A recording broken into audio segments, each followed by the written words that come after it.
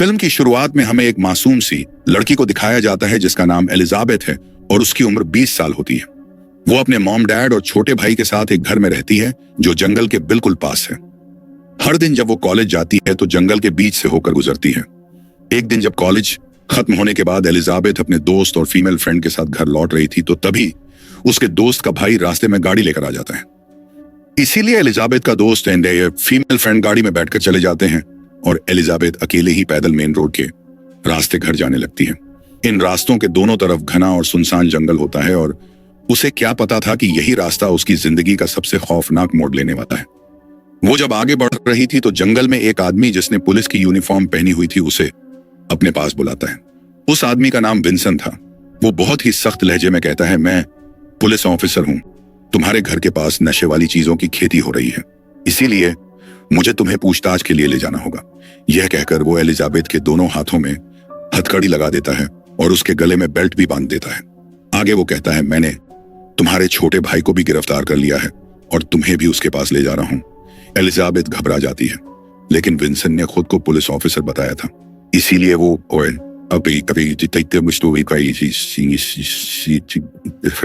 उसके खिलाफ कुछ नहीं करता और अब वो एलिजाबेथ को जंगल के रास्ते ले जाने लगता है। दोनों एक छोटी सी नदी पार करते हैं, फिर जंगल में और आगे बढ़ने लगते हैं। एलिजाबेथ उसके साथ नहीं जाना चाहती थी, लेकिन डर की वजह से उसे उसकी बात माननी पड़ती है। फिर वो उसे जंगल में एक जगह बिठा देता है और कहता है, तुम्हें एक सच बताऊं, मैं कोई पुलिस ऑफिसर नहीं हूं, बल्कि मैंने तुम्हें अगवा कर लिया है क्योंकि मैं तुम्हारे साथ रहना चाहता हूं। मुझे तुमसे लगाव हो गया है, तुम मुझे अच्छी लगती हो। एलिसा पहले कुछ भी समझ नहीं पाती कि उसके साथ आखिर यह क्या हो रहा है। परेशानी की वजह से उसकी आंखों में बस आंसू थे। विंसेंट उसे पूछता है, क्या तुम्हारे पास मोबाइल है? तब वह कहती है नहीं। तब वो एलिजाबेथ से कुछ अजीबोगरीब सवाल करने लगा, जैसे क्या उसने किसी के साथ गलत ताल्लुक बनाए हैं, कोई तुम्हारा दोस्त है? तब यह सुनकर एलिजाबेथ समझ जाती है कि यह आदमी पूरा पागल है और उसकी दिमागी हालत बिल्कुल ठीक नहीं है। अब विंसेंट उसे जंगल के बीचों बीच लेकर आता है, जहां उसने जमीन के नीचे केव यानी गार्ड जैसा खुफिया बंकर बनाया हुआ था। वो एलिजाबेथ को जबरदस्ती बंकर में ले जाता है और खुद भी अंदर आने के बाद दरवाजा बंद कर देता है। यह बंकर ऐसा होता है जिसे ऊपर से कोई भी देख नहीं सकता क्योंकि विंसेंट ने उसे सूखे पत्तों से ढका हुआ था। बंकर का एक छोटा सा दरवाजा था और यह बंकर भी छोटे कमरे जैसा ही होता। यहां पर एक बेड भी लगा हुआ था और यह जगह काफी अंधेरे वाली होती है। प्रिंस एलिजाबेथ को जंजीरों से बांध देता है। उसने कहा कि अगर तुमने यहां से भागने की कोशिश की तो तुम्हारे गले में जो बेल्ट है उसमें एक बॉम्ब है और वह फट जाएगा, और अगर तुमने शोर मचाया तो मैं तुम्हें मार डालूंगा, इसलिए बेहतर होगा कि तुम मेरी बात मानो। एलिजाबेथ पूरी तरह से फंस चुकी थी और वो फूट फूट कर रोने लगती। उधर एलिजाबेथ की मॉम को जब यह पता चला कि उनकी बेटी अभी तक घर नहीं लौटी तो वो अपना सारा महरम काम छोड़कर घर आती हैं और उसे आसपास ढूंढने लगती हैं। वो एलिजाबेथ के दोस्तों को भी कॉल करती हैं, लेकिन किसी को कुछ भी पता नहीं होता, जिससे वह और ज्यादा परेशान हो जाती। वो उसकी दोस्त की मदद से जंगल में जाकर उसे ढूंढने लगती है। उसका छोटा भाई भी जंगल में जोर जोर से अपनी बहन को आवाज देकर बुलाता है, लेकिन जाहिर है कोई फायदा नहीं होता। अब रात तक भी एलिजाबेथ की मॉम डैड जब अपनी बेटी को ढूंढ नहीं पाते तो वह पुलिस ऑफिसर को घर बुलाकर उसके गायब होने की रिपोर्ट लिखवाते हैं। ऑफिसर उनके आसपास के लोगों से पूछताछ करता है और एलिजाबेथ को ढूंढने की कोशिश करता है, लेकिन फिर भी कुछ पता नहीं चलता। पुलिस एलिजाबेथ के केस को सीरियस नहीं ले रही क्योंकि उन्हें लगता है कि वह अपने दोस्त के घर या अपने मेल फ्रेंड के साथ होगी और जल्दी वापस आ जाए। लेकिन दूसरे दिन भी जब एलिजाबेथ घर वापस नहीं आती तब पुलिस उसको कॉलेज आती और उसकी दोस्त और फीमेल फ्रेंड से बात करती है। वो बताते हैं कि उन्होंने एलिजाबेथ को मेन रोड पर ही छोड़ दिया था और खुद घर चले गए।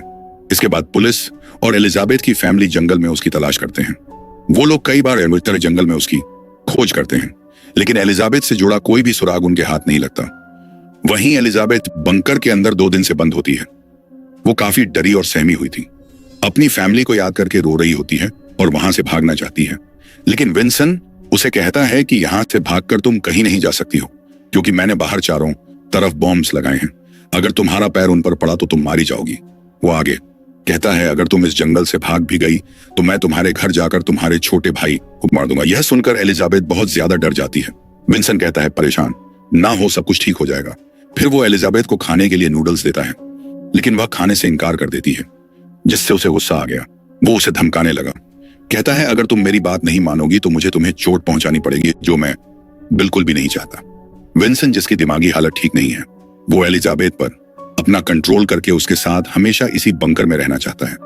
उसने इसकी तैयारी पहले से ही कर रखी, इसलिए बंकर में बहुत सारी जरूरत की चीजें जैसे टीवी, टॉयलेट, गैस वाला चूल्हा और खाने पीने का बहुत सारा सामान।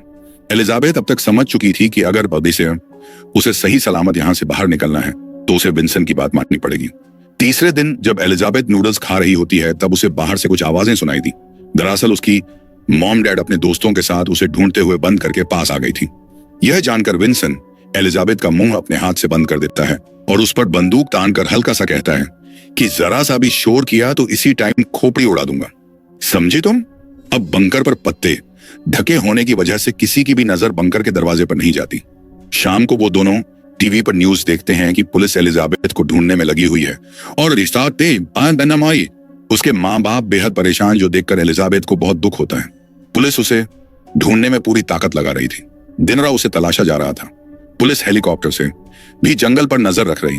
जब विंसन हेलीकॉप्टर की आवाज सुनता है तो वह खुद को और एलिजाबेथ को हेड डिटेक्टर से बचाने के लिए फॉइल पेपर से ढक लेता है ताकि पुलिस को उनकी भनक न लग जाए। चौथे दिन विंसन एलिजाबेथ को अपनी जिंदगी की झूठी कहानी सुनाता है कि मैं शादीशुदा था और अपनी वाइफ से बहुत ज्यादा प्यार करता था, लेकिन एक दिन उसने मुझ पर झूठा इल्जाम लगाया कि मैंने उसके साथ जबरदस्ती करने की कोशिश की है, इसीलिए पुलिस मेरे पीछे पड़ गई और मैंने छुपने के लिए यह बंकर बनाया। मैं अपनी वाइफ को सजा देने के लिए यहां लाना चाहता था, पर वो पहले ही मुल्क छोड़कर चली गई। फिर तुम मुझे दिखाई दी एलिजाबेथ और मुझे पहली ही नजर में तुमसे प्यार हो गया, इसीलिए मैं तुम्हें यहां लेकर आया ताकि तुम्हारे साथ जिंदगी गुजार सकूं। अब विंसन के पास एक नकली बंदूक है जिससे किसी को मारा तो नहीं जा सकता, पर इससे लोग जख्मी हो सकते। विंसन हमेशा उसे डरा के रखता है ताकि वो उसे छोड़ के कहीं भी नहीं जाए, लेकिन एलिजाबेथ हार नहीं मानी।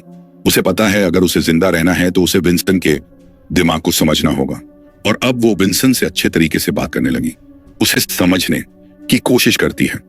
अब 5 दिन हो गए थे लेकिन एलिजाबेथ का कोई पता नहीं चलता। रात को जब विंसन उसकी साइड में सो रहा होता है तो एलिजाबेथ धीरे से बिना आवाज किए बिस्तर बांधते से उठने लगी। वो देखती है कि सामने टेबल पर विंसन की बंदूक रखी हुई। बंदूक लेने के लिए अपना हाथ आगे बढ़ाती है, लेकिन एलिजाबेथ के गले में एक जंजीर बंधी हुई थी, जिसकी वजह से लाख कोशिश के बावजूद वो बंदूक तक नहीं पहुंच पाती। तभी विंसन की आंख खुल जाती है। वो गुस्से में एलिजाबेथ से पूछता है, ये तुम क्या कर रही हो? वो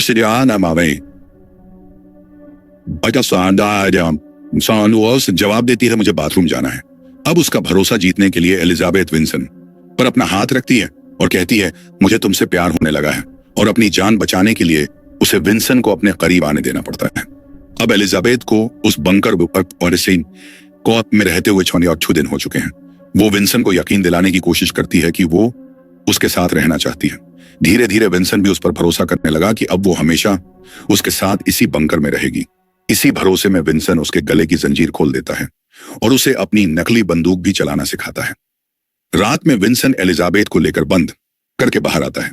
एलिजाबेथ के हाथ हथकड़ी से बंधे हुए थे। उसे लेकर विंसन एक पुरानी गाड़ी के पास आया जिसमें खाने पीने का सामान रखा हुआ था। एलिजाबेथ पूछती है कि खाने का सामान कौन लेकर आता है, लेकिन विंसन कुछ नहीं बताता। तभी ऊपर से हेलीकॉप्टर की आवाज आती है, जो देखकर विंसन घबरा गया और जल्दी से उसे लेकर वापस बंकर की तरफ ले जाने लगता है। एलिजाबेथ जानबूझकर अपना एक जूता उतारकर वहीं छोड़ देती है ताकि पुलिस को कोई सुराग मिल सके। बंकर के अंदर आने के बाद एलिजाबेथ को पता चलता है कि विंसन के पास एक मोबाइल भी है। अगली सुबह जब विंसन सो रहा था तो वह चुपचाप उसका मोबाइल ले लेती है। वो अपनी मां के लिए एक मैसेज टाइप करती है, लेकिन तभी उसे पता चला कि फोन में नेटवर्क नहीं है। वो बंकर का दरवाजा थोड़ा सा खोलकर सिग्नल पाने की कोशिश करती है, लेकिन कोई फायदा नहीं होता। इसीलिए वह मैसेज डिलीट करके फोन वापस रख देती। तभी उसकी नजर विंसन की बंदूक पर गई।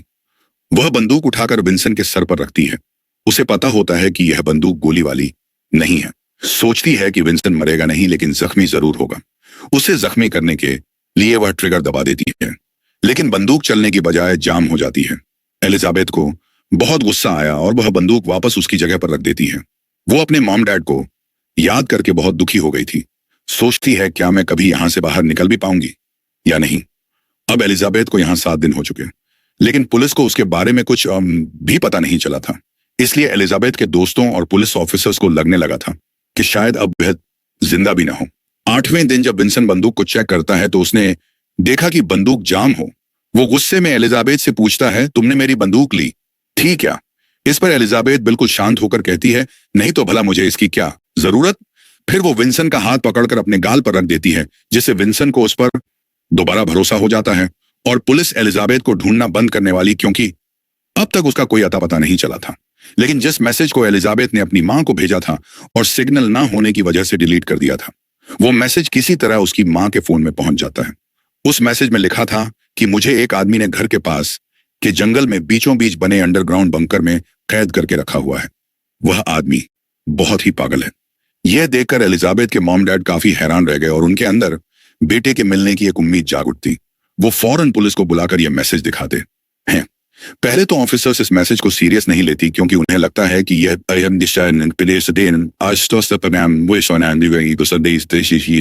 कोई मजाक या प्रैंक हो सकता है। लेकिन एलिजाबेथ की मां कहती है कि मेरी बेटी ने इस मैसेज में अपना नाम लीजा लिखा है। यह नाम सिर्फ फैमिली को पता है, किसी और को नहीं पता।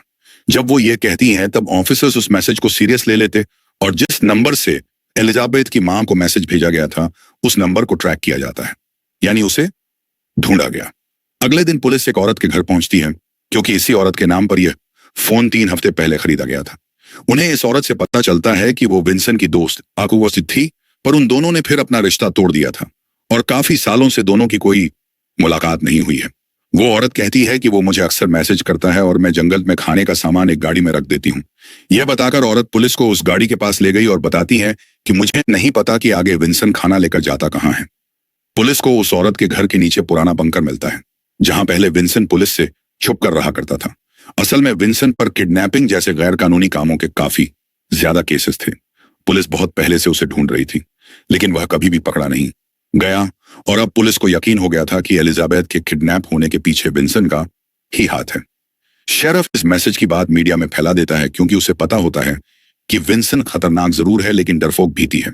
अगर उसे खबर मिल गई कि पुलिस उसके पीछे है तो वह अपनी जान बचाने के लिए भाग जाएगा। इसमें रिस्क जरूर था, लेकिन विंसेंट पहले भी ऐसे कई सारे अपने शिकारियों को छोड़कर भागा हुआ है। जब विंसेंट टीवी पर देखता है कि पुलिस को पता चल गया है कि उस आदमी ने एलिजाबेथ को किडनैप किया है और बंकर में छुपा के रखा है, तो वह घबरा जाता है। वो एलिजाबेथ पर चिल्लाने लगा, कहता है, तुमने अपनी मां को मैसेज करके हमारे बारे में क्यों बताया? मुझे लगा था कि तुम मुझसे प्यार करती हो। फिर एलिजाबेथ उसे भरोसा दिलाने की कोशिश करती है और कहती है, मुझ पर यकीन करो, मैंने तुम्हारे फोन से कोई मैसेज भी नहीं भेजा। अगर चाहो तो खुद फोन चेक कर लो। अभी उसने कहा कि यह पुलिस की चाल है, वो तुम्हें पकड़ने के लिए ऐसा कर रहे हैं। विंसन फोन चेक करता है, लेकिन उसे उसकी मां का कोई मैसेज नहीं मिलता, क्योंकि एलिजाबेथ ने जाहिर है पहले ही वो मैसेज डिलीट तो कर दिया था। विंसन बहुत परेशान हो गया। उसे लगता है कि अब पुलिस आकर मुझे गिरफ्तार कर लेगी। एलिजाबेथ अब चाल चलकर उसे अपने कंट्रोल में करने की कोशिश करती है। उसने कहा कि मैं तुमसे प्यार करती हूं, लेकिन अगर पुलिस ने हमें साथ में देख लिया तो तुम्हें जेल जाना पड़ेगा, इसलिए तुम अभी भाग जाओ। जब सब कुछ शांत हो जाएगा तो तुम वापस आ जाना। मैं तब तक यहीं बंकर में तुम्हारा इंतजार करूंगी, फिर हम दोनों किसी और शहर में जाकर एक साथ रहेंगे। विंसन उसकी बातों पर यकीन करके बंकर से निकलकर भाग जाता है। उसके जाने के बाद एलिजाबेथ बंकर का दरवाजा खोलकर बाहर आ गई। अब उसे डर होता है कि बंकर के पास बॉम्ब है, इसीलिए वह आगे नहीं बढ़। तभी उसे पुलिस की आवाज सुनाई देती है, जो उसे जंगल में ढूंढ रही थी। एलिजाबेथ उन्हें आवाज देती है, तब पुलिस उसकी आवाज तो गई आवाज सुनकर वहां पहुंच जाती है और यहां पर हमें पता चला कि विंसन ने उसे डराने के लिए नकली बॉम्ब रखा था। फिर पुलिस एलिजाबेथ को फौरन आकर संभालती है और उसे सही सलामत उसके घर ले आती है। एलिजाबेथ और उसकी फैमिली रो पड़ी और एक दूसरे से वह लोग गले मिलने लगते। आखिरकार एलिजाबेथ 10 दिनों के बाद उस जहन्नुम से निकल ही आई और अपनी फैमिली से मिलकर वो काफी खुश। कुछ दिनों बाद पुलिस विंसन को गिरफ्तार कर लेती है और अदालत उसे गैर कानूनी कामों और ऐसे जुर्मों के लिए उम्र कैद की सजा सुना देती है। वहीं एलिजाबेथ भी धीरे धीरे सदमे से उभर रही है और जिस तरह एलिजाबेथ ने एक पागल सरफिरे इंसान के सामने हिम्मत और समझदारी दिखाई, वह हर किसी के लिए एक मिसाल है। यह मुश्किल में हमें सूरत हाल को कैसे हैंडल करना चाहिए। और इसी के साथ ही इस फिल्म की कहानी यहीं पर खत्म हो जाती है।